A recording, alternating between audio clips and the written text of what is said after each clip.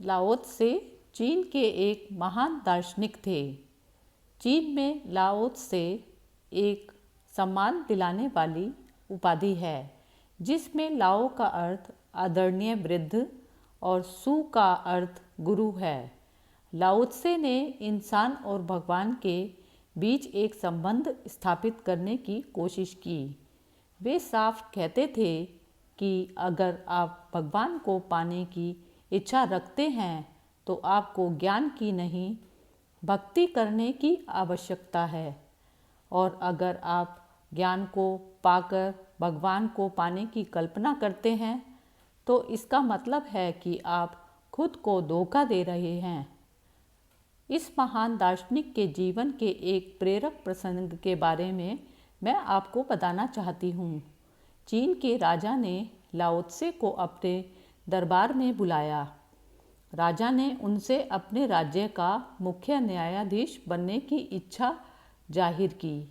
राजा ने कहा कि पूरे संसार में आप जैसा बुद्धिमान कोई और नहीं है। यदि आप जैसा व्यक्ति न्यायाधीश बन जाए तो उसका राज्य पूरे देश में एक आदर्श राज्य बन जाएगा। हालांकि पहली बार लाओ त्से ने मुख्य न्यायाधीश बनने से इनकार कर दिया, लेकिन राजा भी अपनी बात पर अडिग था।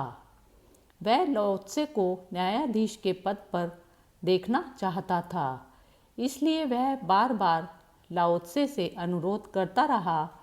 राजा के बार बार कहने पर लाओ त्से ने कहा कि अगर वह राज्य के मुख्य न्यायाधीश बनते हैं तो या तो वह न्यायाधीश बने रहेंगे या तो राज्य की कानून व्यवस्था बनी रहेगी। इस दो चीज़ों के अलावा कुछ भी संभव नहीं है। इसके बावजूद लाओ त्से न्यायाधीश बना दिए गए। पहले ही दिन जब वह न्यायाधीश बने, एक चोरी का मामला सामने आया। असल में एक चोर ने राज्य के सभी धनी आदमी के घर चोरी की थी। उसकी जो संपत्ति थी उसका लगभग आधा धन चोरी हो गया था।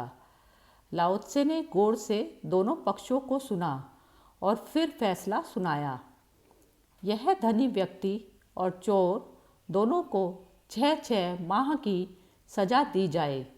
ये फैसला सुनते ही सब चौंक गए। सबसे ज़्यादा अचंभा तो देश के राजा को हुआ, जो लाओ त्से को न्यायाधीश बनाने पर तुला था। धनी व्यक्ति ने लाओ त्से के फैसले पर आवाज़ उठाते हुए कहा कि आखिरकार आप कहना क्या चाहते हैं? चोरी भी मेरे घर हुई है और आप मुझे ही सज़ा सुना रहे हैं। मेरा क्या दोष है? धन मेरा चुराया गया है, चोर आपके सामने खड़ा है, फिर मैं दोषी कैसे? यह कैसा न्याय है?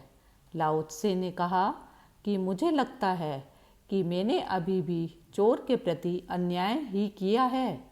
तुम इस चोरी के सबसे बड़े जिम्मेदार हो। तुम्हें तो चोर से भी ज़्यादा बड़ी सज़ा मिलनी चाहिए। तुमने ज़रूरत से भी ज़्यादा धन का संचय कर समाज के एक बड़े तबके को संपत्ति से वंचित कर दिया है।